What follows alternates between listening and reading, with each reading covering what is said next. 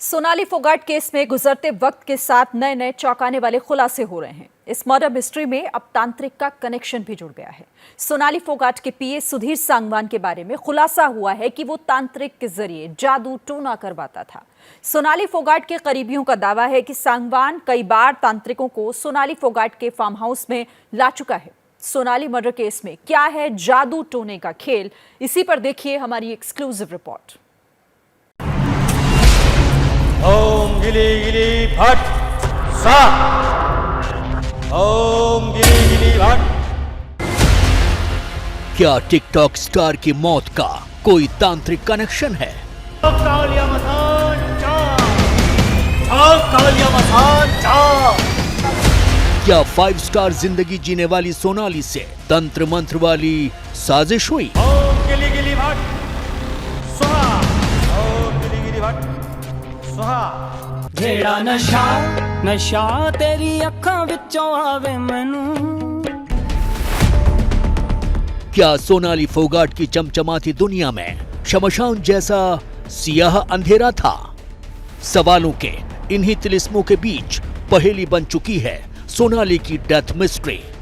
दरअसल तंत्र मंत्र की दुनिया खुद में एक ऐसा तिलिस्म है जिसमें एक बार अगर कोई दाखिल हो जाता है तो फिर वो इसी दुनिया का होकर रह जाता है।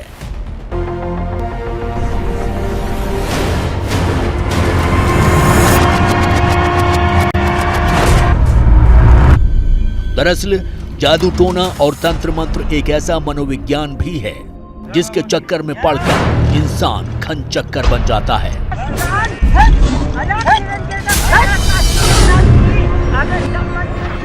और ऐसे चक्कर में सोनाली फोगाट के पीए सुधीर सांगवान ने भी उन्हें लाकर फंसा दिया था। हरियाणा के हिसार में ये सोनाली फोगाट का वही फार्म हाउस है जहां सांगवान तांत्रिकों को बुलाकर उनसे काला जादू करवाता था। तांत्रिकों के जरिए सांगवान ने न सिर्फ सोनाली फोगाट को मानसिक तौर पर पूरी तरह से अपने फंदे में फांस लिया था, बल्कि सोनाली को अपने कंट्रोल में रखने के लिए लगातार तांत्रिकों का इस्तेमाल भी करता था। जैसे किसी पाखंडी को लेके आया फार्म पे और ये बताया गया मैडम को, भाई ये वो है, ये बहुत अच्छा ज्योतिष है, पीछे की बता देता है और भविष्य भी बता देता है। 5 से 10 बातें बता दी सोनाली के बारे में जो सुधीर को पता थी और तांत्रिक को पेश किया उसके सामने, भाई ये बहुत बड़ा तांत्रिक है ये और वो। तो वो बोला बताओ जी कैसे तांत्रिक जी, पंडित जी बताइए। तो उसने वही बातें बताई जो सोनाली के साथ हुई थी। तो ये बात तो क्लियर होगी तो विश्वास कोई भी करेगा। सोनाली की जगह कोई अगर आप भी होते तो आप भी मानोगे भाई इसको कैसे पता चला, मेरे साथ घटना हुई है। तो वो मानने लगी गुरुजी हाँ ये तो बहुत अच्छे तांत्रिक हैं। तो उसको फीस भी दिलवाई गई। सोनाली फोगाट की मौत का आरोपी सुधीर सांगवान उसको वश में करने के लिए तांत्रिकों का इस्तेमाल करता था। ये सनसनीखेज खुलासा किया है सोनाली फोगाट के बेहद करीबी ऋषभ उर्फ छोटू बेनीवाल ने। ऋषभ बेनीवाल ने एबीपी न्यूज से बात करते हुए ये कहा कि पूरी एक रणनीति का इस्तेमाल करता था सुधीर सांगवान, जिसके तहत तांत्रिक बुलाए जाते थे और उसके बाद उन तांत्रिकों को पहले कुछ अहम जानकारियां सर्कुलेट कर दी जाती थी सोनाली फोगाट के बारे में, ताकि जब वो सोनाली फोगाट के सवालों का जवाब दें तो सोनाली को उन पर यकीन हो जाए।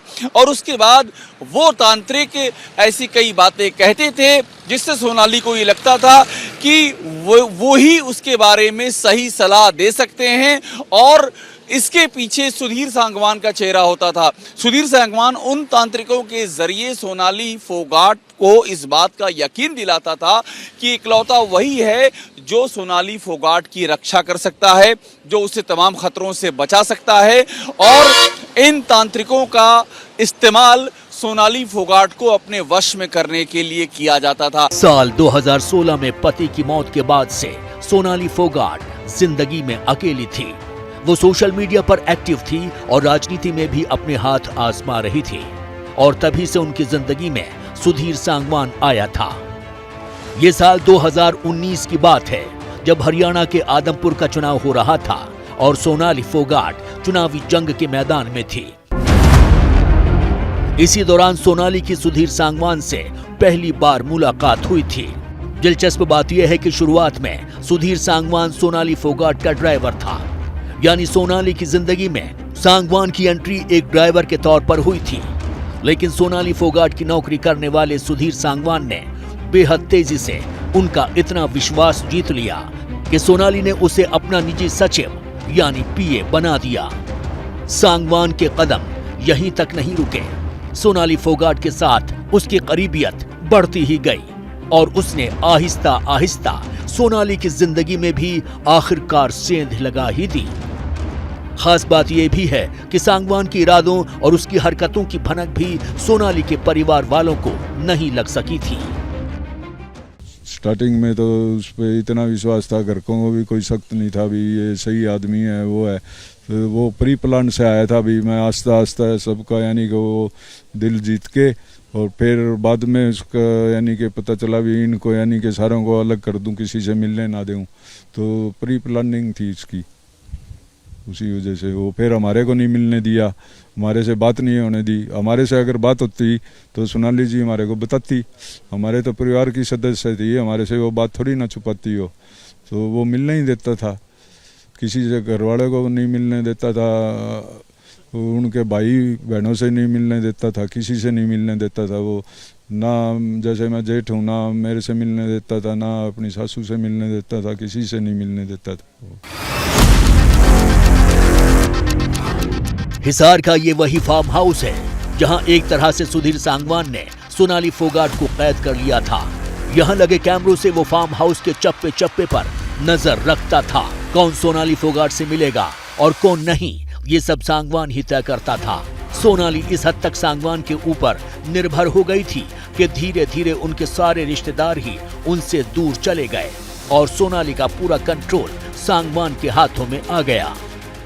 इन्होंने यहाँ रोहतक में एक ऑफिस तैयार कर रखा था और एक छोटी सी फैक्ट्री लगा रखी थी जिस पे ये नेट हाउस लगाते थे किसान का। तो उसमें ये किसान को बताते थे कि आपका हम बैंक से लोन करवाएंगे और इस पे नेट हाउस लगाने पे सब्सिडी मिलती है, वो सब्सिडी मिलके आपका नेट हाउस सब्सिडी के पैसों में ही लग जाएगा, लालच देते थे। ऐसे इन्होंने मेरे साथ भी किया और बहुत से यहाँ रोहतक में ही, गोहाना में, सोनीपत में काफी किसान हैं। किसानों के साथ ने फ्रॉड किया है। हाँ जी। सोनाली फोगाट के परिवार वालों का भी यही कहना है कि सांगवान ने सोनाली को पूरी तरह से अपने वश में कर लिया था और इसमें कुछ तो ब्लैकमेलिंग का खेल था और कुछ जादू टोने का असर था। अक्सर सांगवान फार्म हाउस में तांत्रिकों को बुलाता रहता था और इस बहाने सोनाली के दिमाग को कंट्रोल करता था। सोनाली किस हद तक सांगवान के प्रभाव में आ गई थी, इस बात का अंदाजा इसी से लगाया जा सकता है कि उनके बैंक खातों से लेकर उनकी निजी जिंदगी के फैसलों तक सब कुछ उनका पीए सुधीर सांगवान ही तय करने लगा था। एटीएम कार्ड वगैरह खुद रखता था, ये मोबाइल फोन भी यही रखता था, सब कुछ वो, मकान की चाबियां उसके पास थी, गाड़ियां की चाबियां उसके पास थी, सब कुछ वही रखता था। उसे खाना वही देता था, सिर्फ सोनाली फोगाट का खाना यानी कि वही देता था। आप पहले खा लेता था या बाद में खाता था, पहले सोनाली को खाना खिलाता था। क्या मिलाता था क्या नहीं मिलाता था ये पता नहीं, स्लो पॉइजन के थ्रू स्लो पॉइजन दे के यानी कि वो जब भी यानी कि वो किसी की बात नहीं मानती थी, भाई उसने अपने हक में कर रखा था पॉइजन के चक्कर में ही। सोनाली फोगाट मर्डर केस में जैसे जैसे जांच आगे बढ़ रही है, नई नई बातें और नई चीजें सामने आती जा रही हैं और यही वजह है कि सोनाली मर्डर केस की गुत्थी सुलझाने की बजाय और ज्यादा उलझती हुई नजर आ रही है।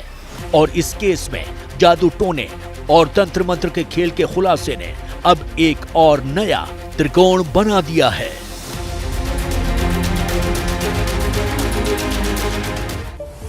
और अब आपको लेकर चलते हैं झारखंड, जहां सरकार चला रहे हेमंत सोरेन को लगता है कि बीजेपी उनकी सत्ता का खंड खंड कर देगी। एक तरफ मुख्यमंत्री हेमंत सोरेन की विधायकी पर खतरे की तलवार लटक रही है, तो दूसरी तरफ उनको लगता है कि कहीं बीजेपी उनके ही विधायकों में किसी को एकनाथ शिंदे ना बना दे, यानी विधायक टूट ना जाए और सरकार ही चली जाए। इसीलिए अपने और सहयोगी दलों के विधायकों को लेकर वो पिकनिक मनाने रांची से खूंटी चले गए। मगर ये पिकनिक मस्ती की नहीं बल्कि पैनिक की दिखती है। देखिए मेरे सहयोगी ज्ञानेंद्र तिवारी और प्रशांत की एक्सक्लूसिव रिपोर्ट।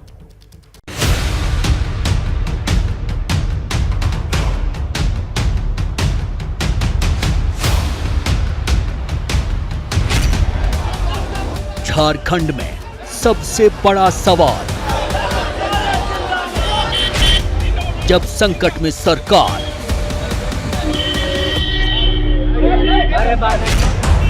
तब आलीशान एसी बस में होकर सवार,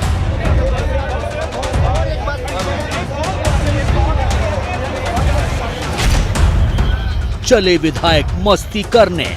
ऐसी 3 बसों में सवार होकर रांची से खूंटी जाने वाले हेमंत सोरेन के समर्थक विधायकों की पिकनिक को क्या कहेंगे? क्या ये पिकनिक मस्ती की है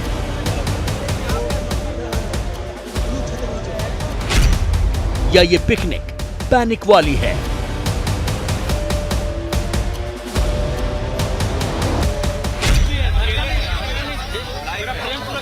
देखिए, विधायकों को लेकर बस निकली है रांची से और कैसे रोका जा रहा है, इस तस्वीर को देखिए और समझिए। यही लोकतंत्र है क्या? इसी के लिए आपने वोट दिया था और इन्हें विधायक चुना था और फिर शीर्ष में बैठाया था। ये तमाम पुलिसकर्मी देखिए खड़े हैं और ये पुलिसकर्मी यहाँ खड़े हैं, ये रोक रहे हैं, ये गाड़ी लगा दिए हैं, ये यहाँ पर टेढ़ी गाड़ी लगा दिए हैं। ये पुलिस का कृत्य है कि गुंडे का कृत्य है? आप पुलिस वाले का काम कर रहे हैं, आप पुलिस का काम कर रहे हैं।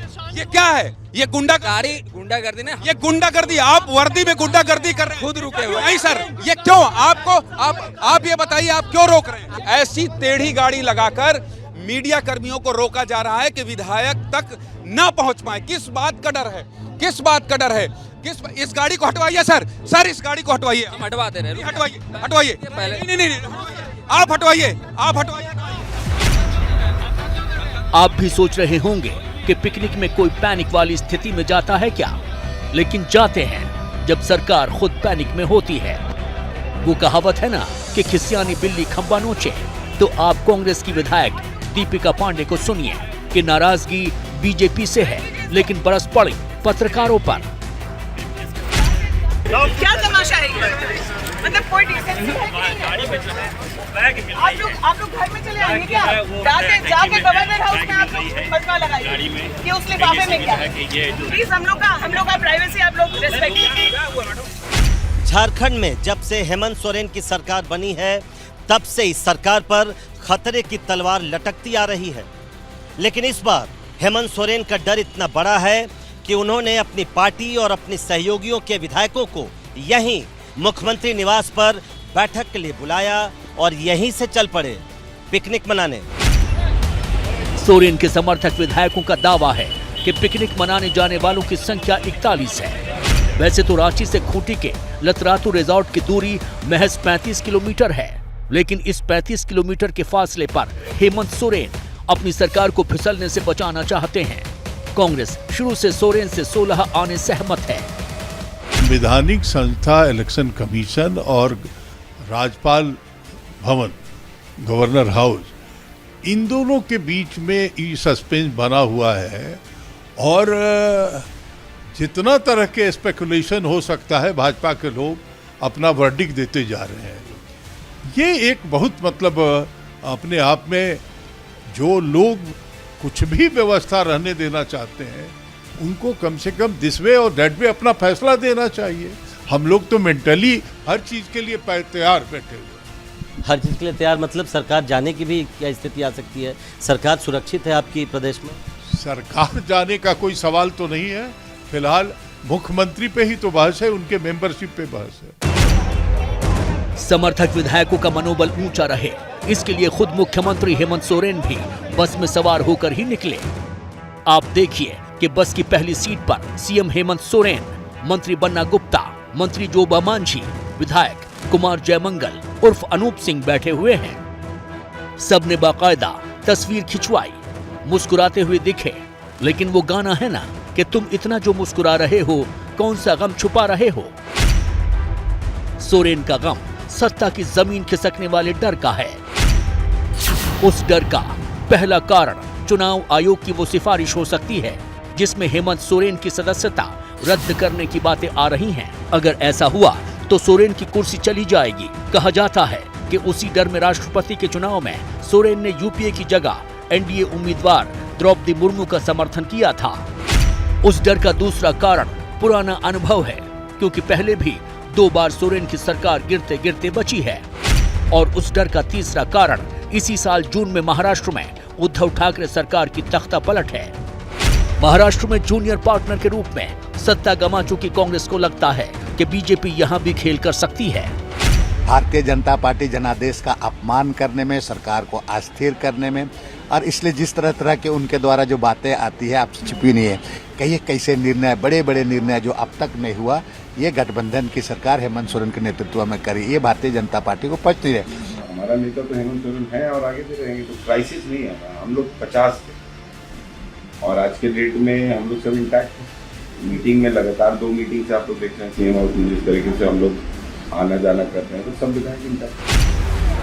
हेमंत सोरेन को भी लगता होगा कि कहीं उनके भीतर से कोई एकनाथ शिंदे न निकल आए और उनकी पूरी सियासी जमा पूंजी लेकर उड़ न जाए। हालांकि बीजेपी कह रही है कि हेमंत सोरेन का भ्रष्टाचार अब उनके सर चढ़कर बोल रहा है।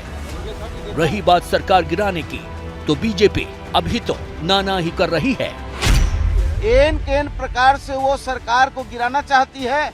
हम इस सरकार को केवल बचाना नहीं चाहते, हम चाहते हैं कि जो झारखंड की जनता, सीधी सादी जनता ने जो बहुमत दिया, उस बहुमत का अपमान कर रही है भाजपा। अभी बीजेपी वेट एंड वॉच कर रही है, महामहिम राज्यपाल का निर्णय का इंतजार कर रही है।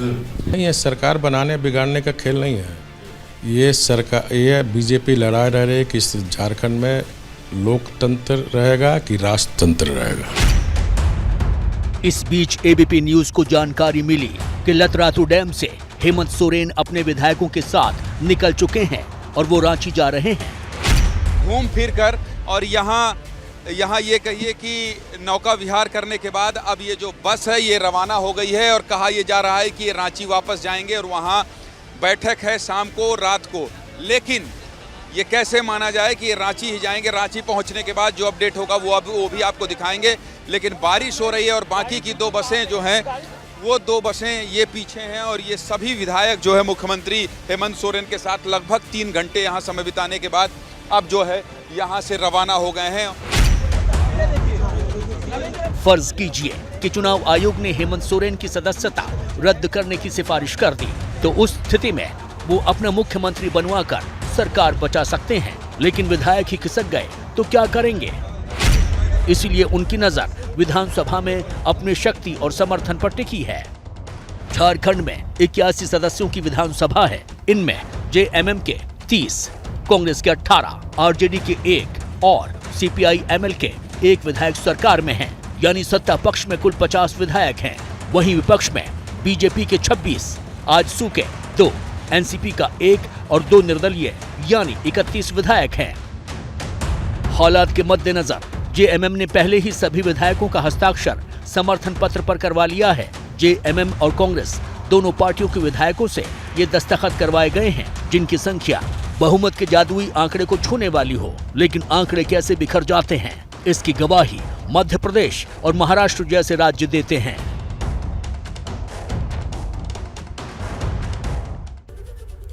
झारखंड में हेमंत सोरेन के सामने यहां अपनी सरकार बचाने की चुनौती है, तो गुजरात में बीजेपी के सामने अगला चुनाव जीतने की चुनौती।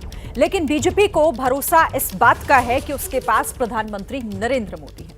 आप देखिए कि प्रधानमंत्री मोदी का मिशन 2022 उनकी कर्मभूमि उत्तर प्रदेश से शुरू हुई, जिसे अंजाम तक पहुंचाने की चुनौती जन्मभूमि गुजरात में है। पीएम मोदी 2 दिन के गुजरात दौरे पर हैं। इस दौरान क्या है उनकी रणनीति जो बीजेपी को 27 साल पुरानी जीत को बनाए रखने में मददगार हो सकती है? इसको समझने के लिए देखिए मेरे सहयोगी नीरज पांडे की ये एक्सक्लूसिव रिपोर्ट।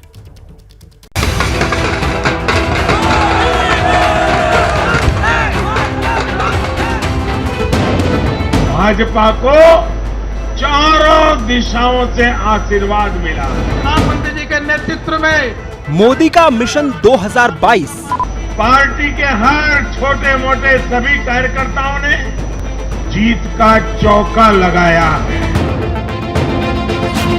आगाज कर्मभूमि से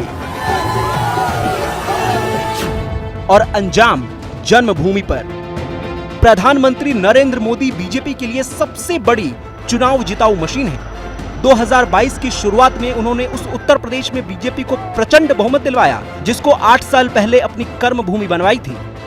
काशी की आत्मा अविनाशी है, लेकिन काया में हम निरंतर नवीनता लाने के लिए जी जान से प्रयास कर रहे हैं। और जब साल का सूरज ढलेगा तो गुजरात में जीत का कमल खिलाने का दारोमदार भी पीएम मोदी के 72 साल के कंधों पर ही है, उसी गुजरात में जो उनकी जन्मभूमि है। और उस समय मैंने संकल्प किया था, आप लोगों के भरोसे संकल्प किया था, आप लोगों के साथ सहयोग पर अटूट विश्वास लेकर के संकल्प किया था कि स्थिति को बदलना है। पीएम मोदी अपनी भूमिका से बखूबी वाकिफ हैं। यही वजह है कि 10 मार्च को यूपी में विजय पताका लहराने के बाद 11 मार्च को पीएम मोदी गुजरात पहुंच गए। अहमदाबाद में उनका रोड शो गुजरात के लोगों के दिलों पे दस्तक थी कि लो तुम्हारा बेटा फिर आ गया। पंचायत से पार्लियामेंट तक की पूरी कड़ी, हर इकाई के दर्शन करने का आज सौभाग्य मिला है। शनिवार को प्रधानमंत्री मोदी फिर से अहमदाबाद पहुंचे। यह दौरा 2 दिन का है, लेकिन इसका विस्तार आपको दिसंबर तक दिखेगा, जब गुजरात में विधानसभा के लिए वोट पड़ेंगे। प्रधानमंत्री मोदी के 2 दिन के गुजरात प्रवास में निशाना 4 लक्ष्यों पर है। पहला, साबरमती रिवर फ्रंट पर खादी उत्सव, जिसके जरिए पीएम मोदी ने गुजरात और गांधी की पहचान को अपना सम्मान दिया। दूसरा, अटल फुटओवर ब्रिज का उद्घाटन किया, जिसके जरिए बीजेपी और वाजपेयी के रिश्तों को अपनी शानदार सलामी भेजी।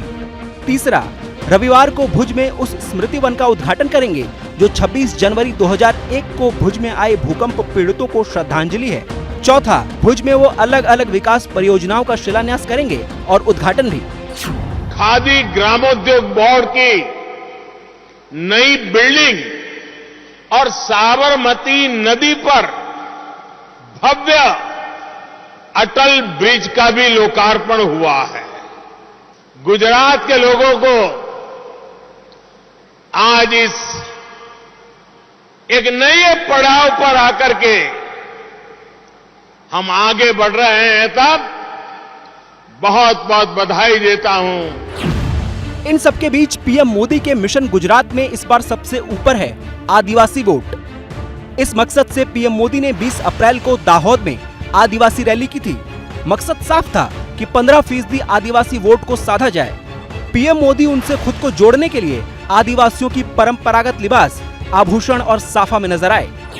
आदिवासियों के बीच रहना, उन्हीं के बिन जिंदगी गुजारना, उनको समझना, उनके साथ जीना, ये मेरे जीवन घड़तर के प्रारंभिक वर्षों में इन मेरे आदिवासी माताओं, बहनों, भाइयों ने मेरा जो मार्गदर्शन किया, मुझे बहुत कुछ सिखाया, उसी ने आज मुझे आपके लिए कुछ न कुछ करने की प्रेरणा मिलती रहती। गुजरात में आदिवासियों को कांग्रेस का कोर वोट माना जाता है।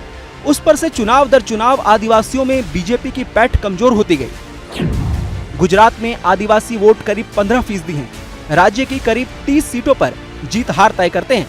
गुजरात में आदिवासियों के लिए 27 सीटें रिजर्व हैं। इनमें बीजेपी ने 2007 में कांग्रेस ने 11 सीटें जीती थी। 2012 में 1 सीट घटकर 10 रह गई और 2017 में 1 और सीट घटकर 9 रह गई। चुनावी राजनीति में महारत रखने वालों का मानना है कि प्रधानमंत्री नरेंद्र मोदी ने राष्ट्रपति चुनाव में आदिवासी वोटों को साधने के हिसाब से द्रौपदी मुर्मू को राष्ट्रपति बनवाया। दरअसल पिछली बार जब रामनाथ कोविंद को राष्ट्रपति बनाया गया तो उसे गुजरात के कोली वोट से जोड़ा गया था। प्रधानमंत्री मोदी की राजनीतिक सूझबूझ देखिए कि 2017 में गुजरात के चुनाव में बीजेपी को सबसे ज्यादा कोली वोट मिले थे। बीजेपी के लिए 2012 से 2017 तक कड़वा पटेल के वोट 10% गिर गए थे। लेउआ पटेल के वोट 12% कम मिले, लेकिन कोली वोट में सिर्फ 1% की गिरावट हुई, यानी जस का तस रहा। वहीं अनुसूचित जाति के 16% ज्यादा वोट बीजेपी को मिले। कांग्रेस को भी इस बात का अंदाजा है कि अगर आदिवासियों के परंपरागत वोटों में बीजेपी ने सेंध लगा दी तो उसकी रही सही संभावनाएं भी शून्य में मिल जाएंगी। लेकिन जहां पीएम मोदी इसी साल अब तक 8 बार गुजरात को नाप चुके हैं, वहीं राहुल गांधी सिर्फ 2 बार गए हैं। पीएम मोदी कांग्रेस की इस कमजोरी को अपनी ताकत बनाना जानते हैं। परिवर्तन लाने का निरंतर प्रयास करने का काम, उसे गति देने का काम आप सभी जनप्रतिनिधि कर रहे हैं। पंच सरपंच कर रहे हैं और मुझे विश्वास है कि पूज्य बापू के सपनों को पूरा करते हुए गुजरात की पंचायत राज व्यवस्था, गुजरात की ग्रामीण जीवन की व्यवस्थाएं देश के लिए एक सीमा चूर्ण रूप बनेगी, प्रेरक बनेगी, ऐसा मेरा पूरा विश्वास है। संयोग देखिए कि जब पीएम मोदी ने 21 साल पहले गुजरात की बागडोर संभाली थी, तब भुज के भूकंप से बीजेपी भी हिली हुई थी, लेकिन पीएम मोदी ने भूकंप पीड़ितों को राहत दी और बीजेपी को ऐसी ताकत कि 27 साल से उसकी जीत का रथ कभी नहीं रुका। देखिए, अभी 9:30 बज रहे हैं और अब से करीब 5 घंटे बाद देश के कलेजे पर पैबस्त भ्रष्टाचार के कलंक के परखच्चे उठ जाएंगे। हजारों लोगों के सामने जो सपने हैं वो तोड़कर कुतुब मीनार से ऊंचा भ्रष्टाचार का पहाड़ मिट्टी में मिल जाएगा। करोड़ों रुपए की रिश्वत से बना हुआ गोरख धंधे का बाजार 21वीं सदी में भ्रष्टाचार की बर्बादी का सबसे बड़ा गुबार बन जाएगा। जी हां, हम बात कर रहे हैं नोएडा में कल 2:30 बजे गिराए जाने वाले ट्विन टावर की, जिसे कुछ लोग तमाशा समझ रहे हैं। मामला गंभीर है और एबीपी न्यूज कहता है सावधानी बरतिए। आसमान चीरती ये दो इमारत कुछ कहती है। भ्रष्टाचार की सनक से जमीन पर पड़ी ये धमक भी कुछ कहती है।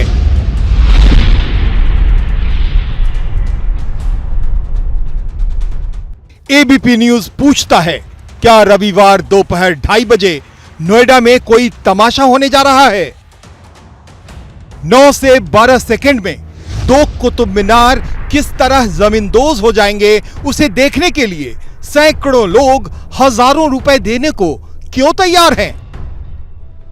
ऐतिहासिक इवेंट का गवाह बनने के लिए लोग जो है वो हजारों रुपए तक देने को तैयार हैं। बताया जा रहा है कि ट्विन टावर्स के आसपास के क्षेत्र की जो ऊंची ऊंची सोसाइटी हैं, उनकी बालकनी को जो है व्यूइंग पॉइंट बनाने के लिए बुक कर दिया गया है और इसके लिए बड़ी मात्रा में जो पैसे हैं वो भी खर्च किए जा रहे हैं। बताया जा रहा है कि 15,000 से 25,000 तक लोग जो है वो देने के लिए तैयार हैं और सुबह 6 बजे से लेकर के रात के 8 बजे तक उन्होंने अपना स्पॉट जो है वो बुक करा लिया है। मतलब सुपरटेक ट्विन टावर गिरने की जो घटना है उसका गवाह बनने के लिए चारों तरफ की गगनचुंबी इमारत को वीआईपी गैलरी के रूप में जो है वो बदल गई हैं और पूरा देश जो है वो डिमोलिश होने वाली सबसे ऊंची इमारत का गवाह बनने के लिए बेताब है।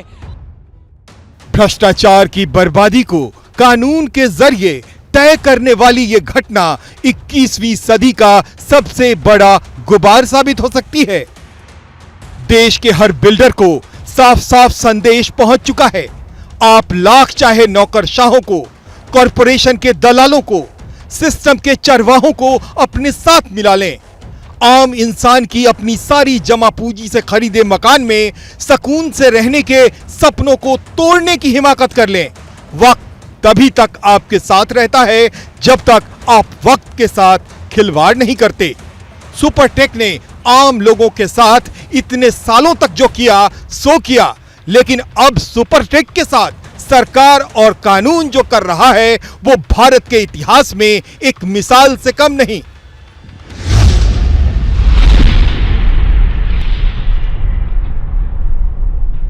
अभी तक तो बहुत डर लग रहा था कि क्या होगा, कैसे होगा, बट ड्यू टू दिन रात हमारी RWAs एंड टास्क फोर्स लगी हुई है तो थोड़ा सा अब लग रहा है पॉजिटिवली सब कुछ ठीक ही होगा, कुछ गलत नहीं होना चाहिए। बट उसके बाद के जो इफेक्ट्स आएंगे due to dust allergy and all that, उनसे थोड़ा सा डर लग रहा है अब कि 2-3 मंथ्स उसे सेटल होने में लग जाएंगे। और नोएडा में वैसे भी दिवाली के सीज़न में बहुत ज़्यादा पोल्यूशन होता है। 28 को जो भी हो रहा है बिल्कुल ये तो ऐतिहासिक इवेंट हो गया एक तरीके से, क्योंकि जो पास की बिल्डिंग है उनको तो खतरा है ही है और वो तो बाद में जब हो जाएगा तो पता चलेगा कितना उनका नुकसान होता है, कितना डैमेज होता है। बिल्डर की तो गलती जो है, उन्होंने तो अपने बिल्डर की जितनी गलती होती है नोएडा अथॉरिटी की भी है कि परमिशन दी क्यों इतनी माले की, और फिर इलीगल थी तो क्यों दी, ना वो देते ना ये आता है। कितना मटेरियल वेस्ट हुआ, कितना मैन पावर लगा, और जिन्होंने ये घर बुक किया था उनके लिए कितनी परेशानी है।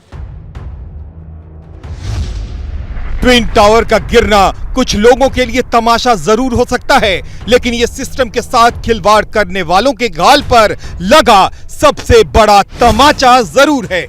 एक प्रशासन अपने ही दूसरे प्रशासन के भ्रष्टाचार की मार झेल रहा है। नोएडा अथॉरिटी की इज्जत उतारने वाली इस कार्रवाई से पैदा हुई मुश्किल को सिस्टम का दूसरा प्रशासन मतलब पुलिस प्रशासन मैनेज करने में लगा है। ये 28 तारीख के लिए पूरी तैयारी कर ली गई है। पिछले 6 माह से इस पे लगातार कार्य हो रहा था और नोएडा अथॉरिटी के द्वारा एडिफिस इंजीनियरिंग को ये कार्य सौंपा गया है इस बिल्डिंग को ध्वस्त करने का। इसमें तमाम एजेंसीज़ और डिफरेंट टाइप की टेक्निकल एक्सपर्टीज़ की जो एजेंसीज़ हैं, स्टेक होल्डर्स, वो एक टीम भावना के साथ पिछले 6 माह से लगातार इस पे कार्य कर रहे थे। इसमें इंजीनियरिंग विंग है, इसमें एक्सप्लोजिव विंग है, इसमें फायर सेफ्टी के लोग हैं, इसमें ट्रैफिक का कोऑर्डिनेशन है। इस सब को कोऑर्डिनेट करने के लिए हमने एक इंसिडेंट कमांडर उस दिन के लिए नियुक्त किए हैं जो डीसीपी रैंक के ऑफिसर होंगे और वो अपने सब कमांडर्स के साथ इस पूरी व्यवस्था को अपने मार्गदर्शन में इसका संचालन कराएंगे। हजारों लोगों के सपनों को बिखेरने वाले, लाखों लोगों की जिंदगी से खिलवाड़ करने वाले, सिस्टम के नाम पर सिस्टम की खामियों से फायदा उठाने वाले, देख लो असली सिस्टम जब असल अपनी पे आता है तो क्या से क्या कर जाता है।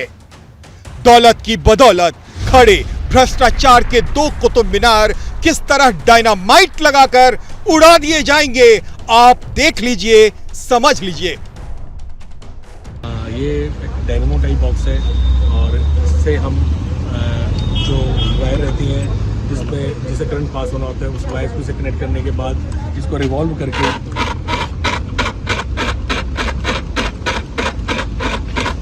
हम इसमें करंट जनरेट करते हैं and after generation of current यहाँ एक लाइट ब्लिंक करती है and that is a symbol कि इसमें करंट जनरेट हो गया है और अब सिंपली बटन को जब मिटा दी जाएगी सुपरटेक और नोएडा अथॉरिटी के नाजायज रिश्ते से पैदा हुए कलंक की निशानी, तो लोगों के दिलों में कैसे मनेगी दिवाली, हम आपको दिखाते हैं।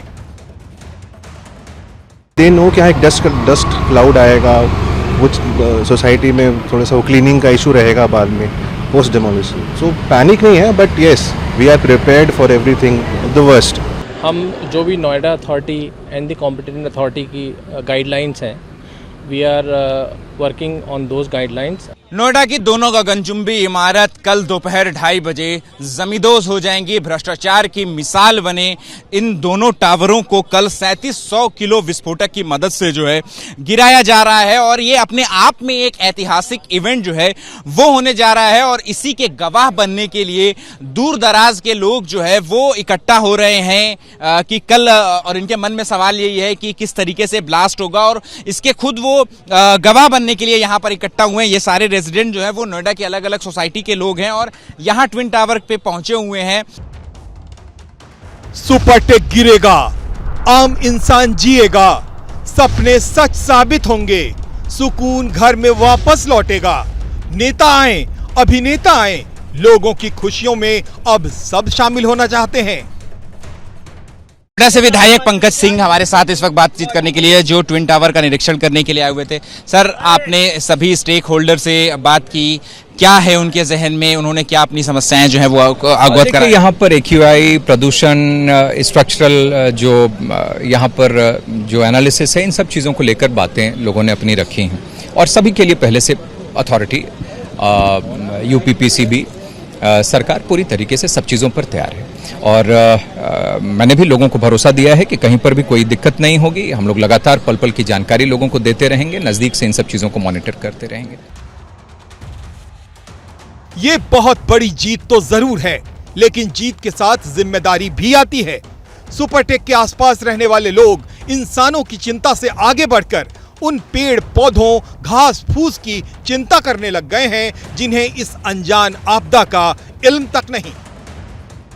इस वक्त हम मौजूद हैं नोएडा के सेक्टर 93 पे, जहां पर मैं आपको सबसे पहले बाजार दिखाऊं और ये बाजार जो आपको सामने नजर आ रही होगी इसलिए ज़रूरी है क्योंकि ये बाजार उस जगह पे स्थित है जहां बिल्कुल इसके पीछे ट्विन टावर यानी कि जो भ्रष्टाचार की इमारत है जिसको आने वाले 28 अगस्त को यानी कि परसों गिराया जाना है, जिसके बाद पूरे मार्केट को भी खाली करने के लिए कहा गया है क्योंकि जाहिर सी बात है बगल में इमारत गिराना है तो इनको भी नुकसान होगा। ये जो बाजार है, एक बार आप इस पर नजरें दिखाइए तो ये आपको दूर से दिखेंगी, ज़्यादातर यहाँ पे सब्जियों और फलों की दुकानें हैं। जिसको बंद जो है करने के लिए कहा गया है और साथ साथ में पूरे इलाके में बैरिकेडिंग भी की गई है, जिसके बाद लोगों को काफ़ी दिक्कतों का सामना करना पड़ रहा है। सुपरटेक के गिरने से पर्यावरण को जो नुकसान पहुंचेगा, उसके साथ ही उनका भी ख्याल रखना होगा जो बुजुर्ग हैं, छोटे बच्चे हैं, प्रेग्नेंट महिला हैं। एक फैमिली मौजूद है, सर है, मैम है, जो बगल में ही रहते हैं, बिल्कुल सोसाइटी के बगल में। सर, सबसे पहले क्या नाम है आपका? मैं group captain Nigam, I am retired air force officer. Sir, building गिराई जानी है 28 तारीख को, जिसके बाद डिमोलिश के बाद जाहिर सी बात है प्रदूषण स्तर बहुत बढ़ जाएगा। क्या लगता है आपको, इससे कितना असर होगा? मैडम, असर तो आप जानते ही हैं एनसीआर में क्या कंडीशन है। इसके गिरने के बाद जहाँ पर 3000 आई थिंक 700 kg ब्लास्ट होने वाला है, ठीक है, उससे कितना ज़्यादा प्रदूषण बढ़ जाएगा इसकी तो कोई इंतहा ही नहीं है। लोग क्योंकि अगल बगल रहते हैं, तो आप लोगों को इससे कितनी परेशानियों का सामना करना पड़ रहा है? क्योंकि जाहिर सी बात है बगल में बिल्डिंग गिरनी है तो कुछ डर तो अंदर होता ही है। नहीं, डर है लोगों को, they are very scared and let us see what thing will happen later on. Everything is not clear right now. लोगों को प्रॉब्लम काफ़ी फेस करने को मिलेंगी बिकॉज ऑफ सर्कमस्टेंसेज, और जो भी सिचुएशन है लोगों को वो फेस करना पड़ेगा, उसको कोई रोक नहीं सकता है। बट थिंग इज दैट आप कुछ कर नहीं सकते इसमें, आप सोच सकते हैं, आप बात कर सकते हैं, आप मुझसे पूछ रही हैं, मैं आपसे पूछूंगी, इसका कोई वो नहीं, लेकिन जो होना है वो तो होके रहेगा। आप देखेंगे कि उस क्षेत्र में कितना बारूद, उन दोनों बिल्डिंगों में कितना बारूद लगाया जाएगा, और उस बारूद से, वो बारूद जब जलेगा या ब्लास्ट होगा तो उससे जो ऑक्सीजन की उस क्षेत्र के अंदर कमी होगी वो देखने काबिल होगी।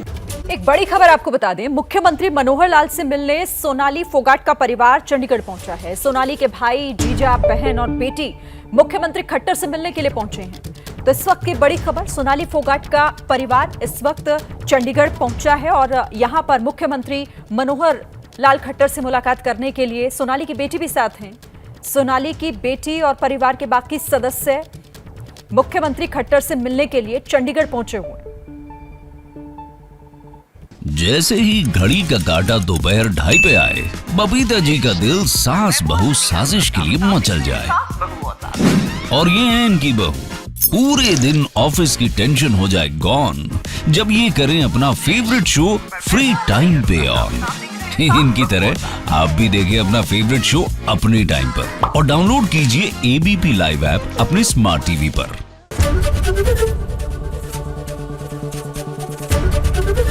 एबीपी न्यूज आपको रखे आगे।